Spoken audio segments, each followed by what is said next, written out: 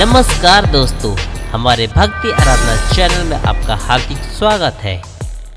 दोस्तों, आज हम आपके लिए लेके आए हैं एक बहुत ही रोचक कहानी, जिसमें हम आपको बताएंगे अर्जुन की प्रतिज्ञा के बारे में। दोस्तों, महाभारत का भयंकर युद्ध चल रहा था।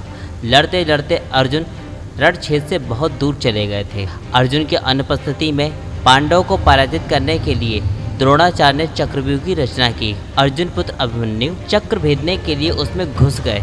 उन्होंने कुशलता पूर्वक चक्रव्यूह में 6 चरण भेद लिए, लेकिन 7वें चरण में उन्हें दुर्योधन, जयद्रथ आदि 7 महारथियों ने घेर लिया और उस पर टूट पड़े। जयद्रथ ने पीछे से निहत्थे अभिमन्यु पर जोरदार प्रहार किया। वह वार इतना तीव्र था कि अभिमन्यु उसे सहन नहीं कर पाए और वीर गति को प्राप्त हो गए। अभिमन्यु की मृत्यु समाचार सुनकर अर्जुन बहुत ही क्रोध से पागल हो उठे। उन्होंने उसी क्षण प्रतिज्ञा की कि यदि अगले दिन सूर्यास्त से पहले उसने जयद्रथ का वध नहीं किया तो वह आत्मदाह कर लेंगे। जयद्रथ भयभीत होकर दुर्योधन के पास पहुंचा और अर्जुन की प्रतिज्ञा के बारे में बताया। दुर्योधन उसका भय दूर करते हुए बोले, चिंता मत करो मित्र, मैं और सारी कौरव सेना तुम्हारी रक्षा करेंगे। अर्जुन कल तक तुम्हारे पास तक नहीं पहुंच पाएगा और उसे आत्मदाह करना पड़ेगा। अगले दिन युद्ध शुरू हुआ। अर्जुन की आंखें जयद्रथ को ढूंढ रही थीं, किंतु वो कहीं नहीं मिल रहा था। दिन बीतने लगा। धीरे धीरे अर्जुन की निराशा बढ़ती गई।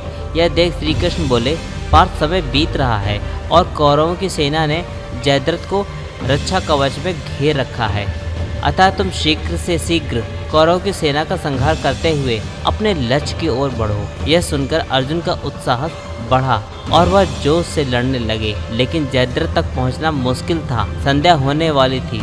तब श्री कृष्ण ने अपनी माया फैला दी। इसके फलस्वरूप सूर्य बादलों में छिप गया और संध्या का भ्रम उत्पन्न हो गया। संध्या हो गई। अब अर्जुन को प्रतिज्ञावश आत्मदाह करना होगा। यह सोचकर जयद्रथ और दुर्योधन खुशी से उछल पड़े। अर्जुन को आत्मदाह करते देखने के लिए जयद्रथ कौरव की सेना के आगे खड़ा हो गया और अर्जुन पर जोर जोर से हंसने लगा। जयद्रथ को देखकर श्री कृष्ण बोले, पार्थ, तुम्हारा शत्रु सामने खड़ा है, उठाओ अपना गांडीव और वध करो इसका। वह देखो, अभी सूर्यास्त नहीं हुआ है। यह कहकर उन्होंने अपनी माया समेट ली। देखते ही देखते सूर्य बादलों से निकल आया। सबकी दृष्टि आसमान की ओर उठ गई। सूर्य अभी भी चमक रहा था। यह देख जयद्रथ और दुर्योधन के पैरों तले जमीन खिसक गई। जयद्रथ भागने को हुआ, लेकिन तब तक अर्जुन ने अपना गांडीव उठा लिया था। तभी श्री कृष्ण ने चेतावनी देते हुए बोले, हे अर्जुन, जयद्रथ के पिता ने उसे वरदान दिया था कि जो इसका मस्तक जमीन पर गिराएगा उसका मस्तक भी 100 टुकड़ों में टूट जाएगा। इसलिए यदि इसका सिर जमीन पर गिरा तो तुम्हारे शरीर के भी 100 टुकड़े हो जाएंगे। हे पार्थ, उत्तर दिशा में यहाँ से 100 योजन की दूरी पर जयद्रथ का पिता तप कर रहा है। तुम इसका मस्तक ऐसे काटो कि वह मस्तक इसके पिता की गोद में जाके गिरे। अर्जुन ने श्री कृष्ण की चेतावनी ध्यान से सुनी और अपने लक्ष्य की ओर ध्यान कर बाण छोड़ दिया। उस बाण से जयद्रथ का सिर धड़ से अलग कट गया और उसे लेकर सीधा जयद्रथ के पिता की गोद में जाकर गिरा। जयद्रथ के पिता चौंक कर उठे तो उनकी गोद में से सिर जमीन पर गिर गया। सिर के जमीन पर गिरते ही जयद्रथ के पिता के सिर के भी 100 टुकड़े हो गए। इस प्रकार अर्जुन की प्रतिज्ञा पूरी हुई। तो दोस्तों, आपको ये कहानी कैसी लगी, इसके बारे में हमें कमेंट करके ज़रूर बताएं। दोस्तों, अगर आपको ये कहानी पसंद आई हो तो अपने दोस्तों में शेयर जरूर कीजिए और साथ ही साथ इसे लाइक भी कीजिए।